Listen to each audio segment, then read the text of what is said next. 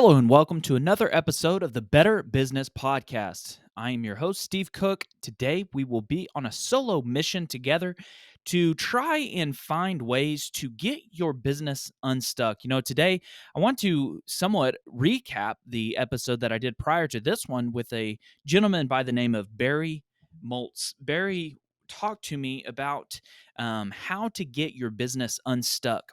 And out of that interview with him, he is a very successful entrepreneur in his own right. He has successfully ran and sold 3 businesses, and now is a small business expert. He does that and accomplishes that by producing a weekly radio show. He also does public speaking, and on top of all that, has written, I believe, 6 or 7 books at this point, or maybe he has published 6, but is working on a 7th, something like that. And so I want to take the interview that I did with Barry and break it down maybe just a little bit farther.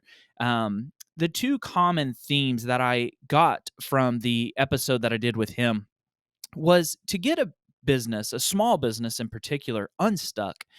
There was 2 things that we talked about predominantly, and those 2 things were around hiring and around marketing.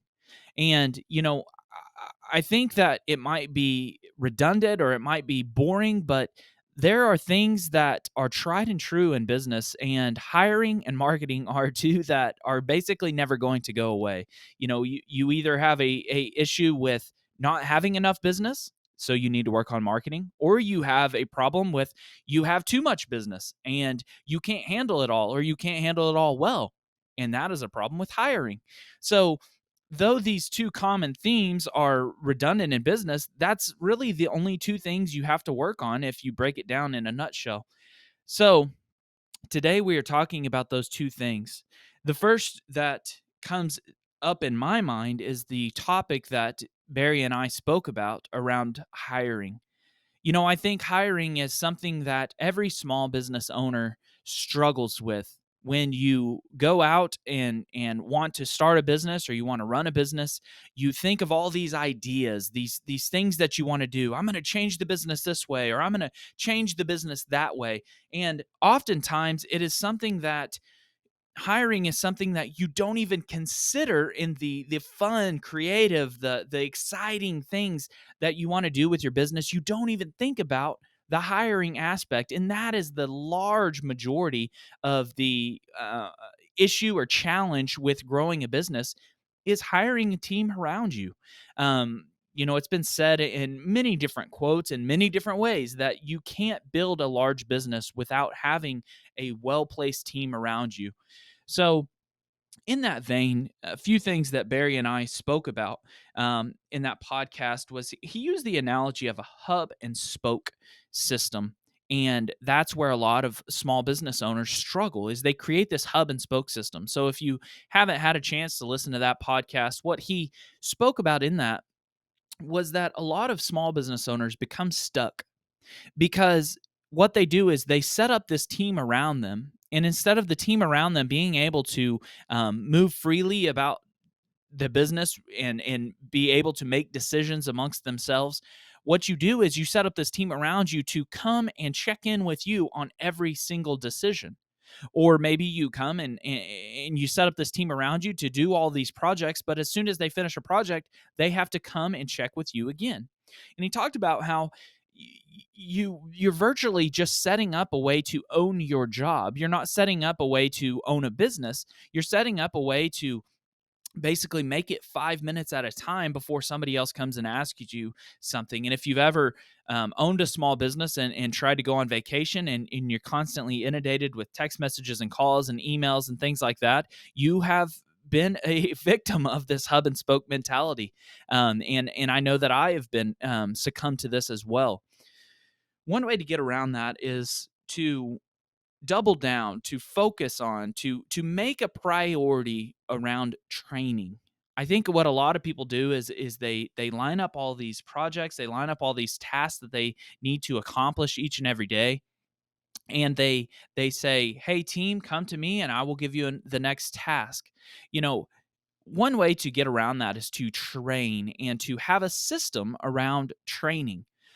we have at different times in our business set up this idea of people being in charge of departments. So maybe you run a small business in the retail world, and you see this in Walmart, you see this in Target, you see this in Home Depot and Lowe's, that certain people are in charge of departments. So what that does is that allows an employee, that allows a team member to be in charge of a certain department and make decisions in the best interest of that department. So perhaps you have a small restaurant that you are in charge of, and instead of having the hostess come and ask you every time she has a question or he has a question, or maybe instead of having the waiters and waitresses come and ask you every time they have a question, set up a leader in a certain area. Set up a head hostess and say, this is what success looks like in this area. The area is clean. The people, the guests are greeted within this certain amount of time. The pagers and the tables and the doors are all clean in this area. The waiters and waitresses are evenly distributed, have evenly distributed guests amongst themselves.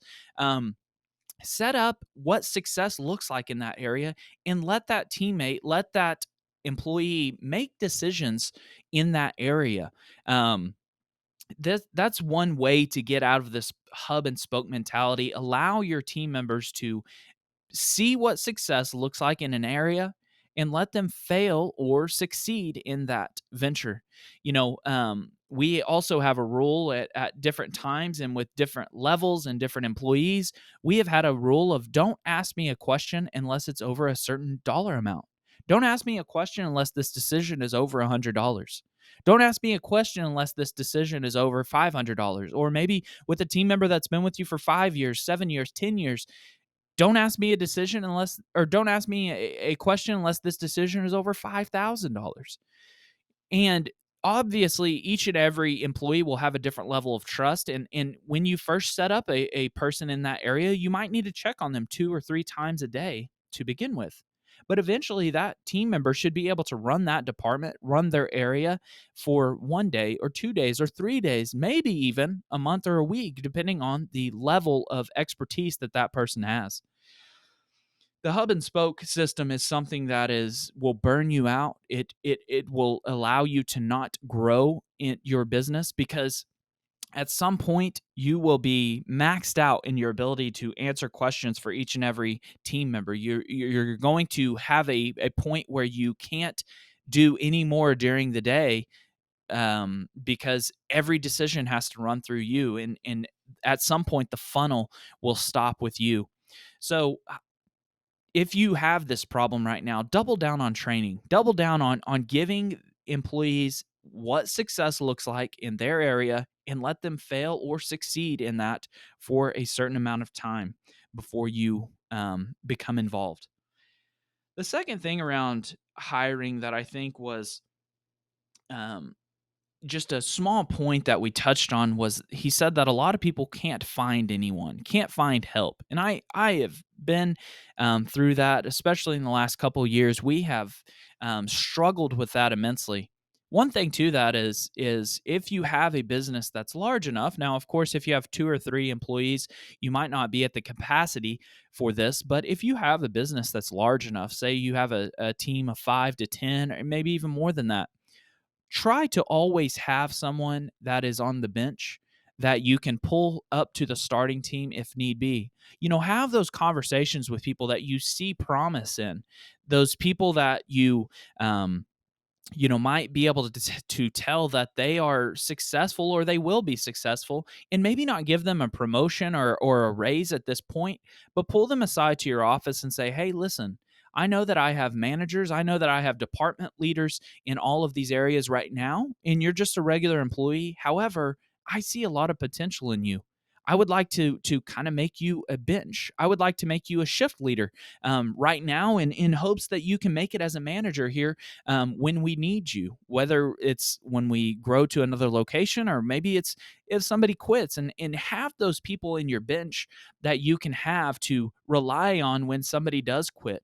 Um, Not only will that give you a person to lean on when that person quits, but also that will give that employee tons of motivation to step up to the plate, to start acting like a leader, to maybe quit looking for another job. Hey, you have potential, you have promise in this job and this career. This could be a career for you. I see you running this store someday. Have those conversations ahead of time so that you can lean on those people at some point when you need them.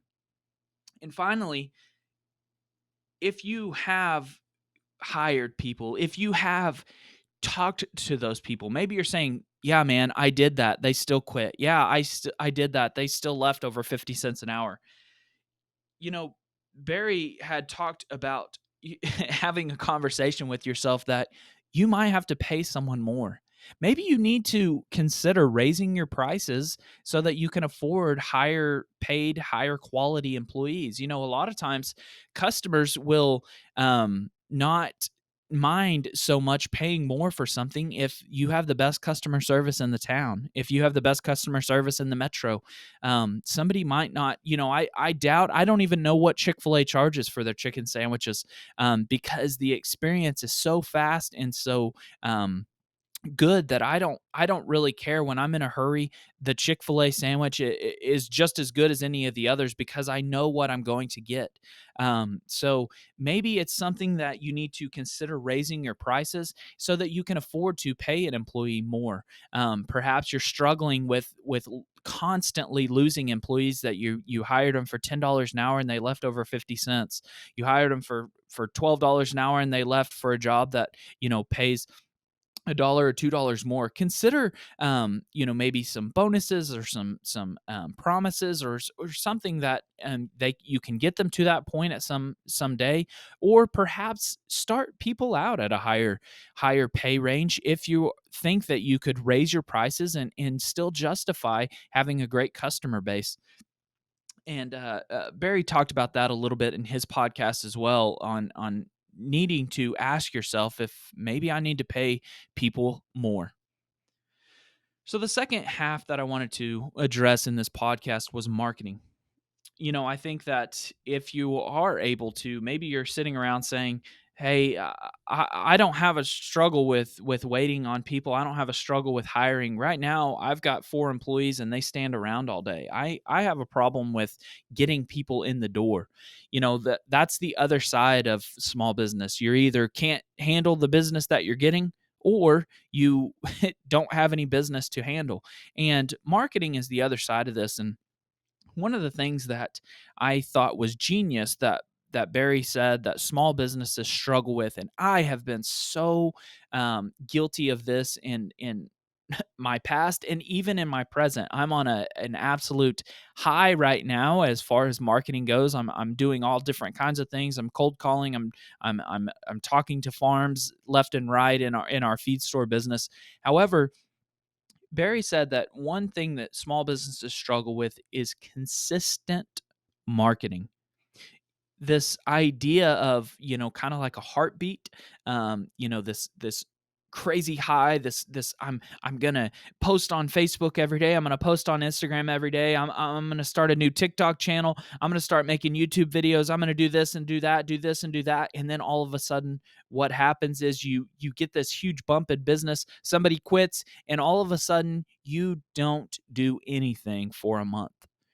Maybe you go out the next month and you go cold call on all these people. You go drop off samples and you go drop off business cards at all these different locations. And then what happens 2 or 3 weeks later? You get a large client, or you get some new business, or again, somebody quits and you drop off.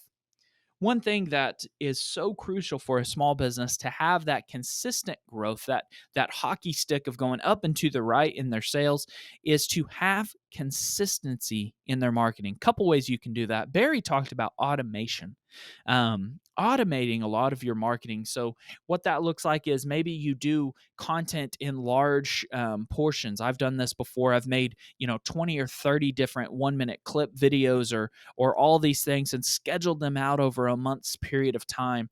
Or maybe you schedule a lot of different social media posts or mailers or emails or whatever it might be.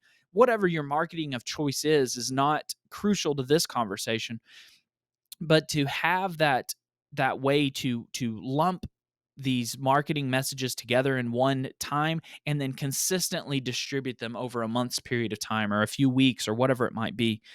He talked a lot about automation. But one thing that I want to run through your mind, there is a lot of ways that you can automate marketing in through hiring. I have found great success, especially here recently, in hiring around marketing. And no, not necessarily in house for a small business. I think that having a marketing team in house is always going to be one, maybe two people. Um, and that is a struggle because when you hire one person and train them, and they don't stay, it is crippling to you to spend all that time on training, all that time on with one single person, and then they quit. That can debilitate your marketing efforts, maybe even more than just doing it all yourself. Um, I have found great success in hiring marketing around a marketing team or a marketing person. The individual that we work with now, his name is Chris Fox. He has a marketing company, and through working with Chris, he is obviously a little bit more expensive than hiring a $12 an hour employee or a $13 an hour employee to run our social media or run our email marketing campaigns or whatever it might be. However, I think if you step back and take a look at the amount of training that you have to put into a person, if you take a step back and look at all of the hours that you have to spend interviewing someone, and you think about all of the ebbs and flows, the highs high and the lowest lows of when your social media or your marketing efforts go completely ghost for months at a time, and you think about, hey, I could have a consistent marketing presence. I could always be top of mind to the people that I want to get in my door.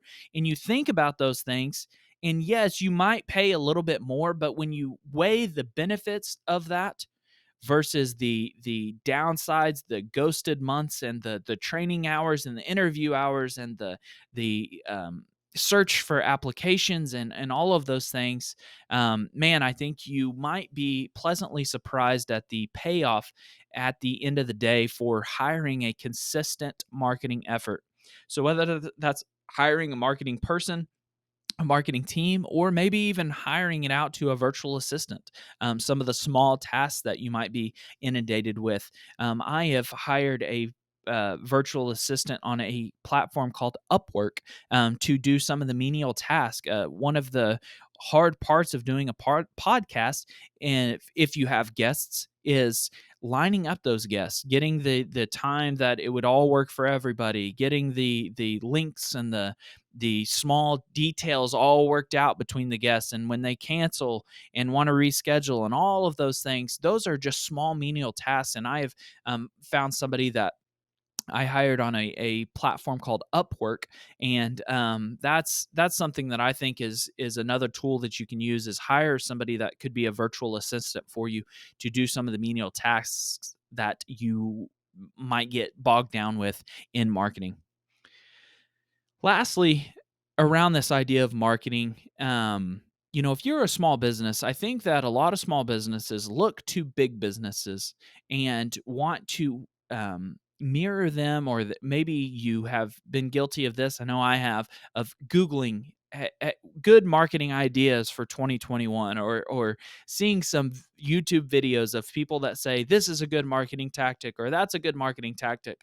Or maybe you've been doing the same thing over and over, and you're listening to this podcast for the first time, and you're saying, "Man, yeah, I need to get back to my marketing." One thing I want you to think about is there are countless stories, especially right now with the evolution of the internet and the evolution of people having different ways that they can overcome large business with the internet. I want you to think about a company like Uber that has taken over the taxi industry. Think about the company Airbnb that has taken over the hotel and vacation rental industry. Think about all of these small mom and pop companies like Supreme and some of these small clothing brands that have taken over brands like Ralph Lauren, and these small stores and internet companies that have taken over companies like Macy's. Um, or toy store or Toys R Us or whatever it might be, the internet has allowed the small guerrilla type marketing to overtake some of these big industries. So don't succumb to, hey, this big company is doing it this way, I want to copy them so that way I can be a big company. One advantage that small businesses have in marketing, and I'm reading a book right now called I believe it's Get Different by Mike Michalowicz, who is going to be on the podcast here in a few weeks. And that book talks about how small businesses need to focus on different types of marketing. Don't be afraid to be weird. Don't be afraid to let your personality show. I think people get tired of the same Facebook ads over and over. People get tired of the same Instagram ads over and over, the same emails, the same mail outs. Don't be afraid to be weird. The thing that you have to keep in mind with being weird, maybe you're okay with that, maybe you're totally comfortable being weird in your marketing, is you do need to make customers feel comfortable in this weirdness. You do need to make sure that they have an actionable step that they can take. Don't take it so far as to just make a crazy video on YouTube and don't give them an actionable step that they can take. But don't be afraid to dress up, to be weird, to send something in the mail that's a little bit odd. Even if it costs more money, I think that you'll find so much more success in that. For an example, many years ago, I kind of gotten away from this recently, but many years ago, I was on this high of marketing, kind of like we talked about earlier. And I made a list of the top in our industry. We sell to performance horse customers, and so an ideal customer for us would be a farm that has a lot of horses. And for many months in a row, I would send these packages to these individuals, and I would send them. I believe one month I sent a train whistle, and I said, if you're tired of join the success train that we have going, blah blah blah, whatever it might be. And that stupid train whistle got me multiple six-figure clients. I sent a Rubik's cube the next month and said, "Are you puzzled about how to save money on your feed bill?" I sent a coach's whistle the next month and said, if you need someone to coach you through changing feed programs, reach out to me. I sent all these different tchotchkes and little rinky dink things that cost me $2 or $3 on online. I would order them 20 or 50 in advance and send these out once a month. These mail outs would cost $3 to $5 to send out, and they were so much more impactful, so much different and weird when compared to other large marketing uh, uh, deals that you see from maybe a company like Tractor Supply or in our area Atwoods or something like that. When you look at this different marketing tactics, that is something that a small business can capitalize on and can take over the big guys by doing that. Nobody is going to be doing that. If you're a small restaurant and you're sick of companies like Chili's, having a full parking lot every night, do things that are different. The small business owner reaching out to people on a phone call is different. That's different than what Chili's is doing. The CEO of Chili's is not reaching out to anybody on the phone to get them to come visit their restaurant. Do things that are weird and don't be afraid of standing out and giving people actionable steps to do business with you if they do like you. So, if you are feeling stuck, hopefully these two tips can help you to maybe take care of the business that you have now through hiring and to maybe jumpstart your business or get your business going through the avenue of marketing. And hopefully that this advice will be something that you can use and to um, get your business going again and get your business unstuck if you are feeling stuck at this time. Thank you for listening to another episode of the Better Business Podcast.